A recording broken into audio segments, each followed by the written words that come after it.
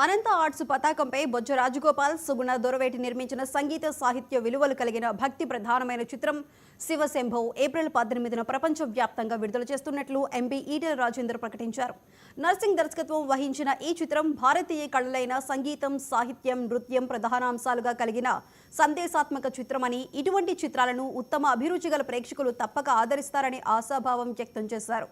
ఈ సందర్భంగా ప్రపంచ వ్యాప్తంగా ఉన్న తెలుగు వాళ్లందరికీ ఎంపీ విశ్వవసునామ ఉగాది శుభాకాంక్షలు తెలిపారు. ఈ కార్యక్రమంలో నిర్మాత బొజ్జ రాజగోపాల్, నటులు రమేష్, బేబీ రిషిత, మేనేజర్ చిట్టిబాబు తదితరులు పాల్గొన్నారు.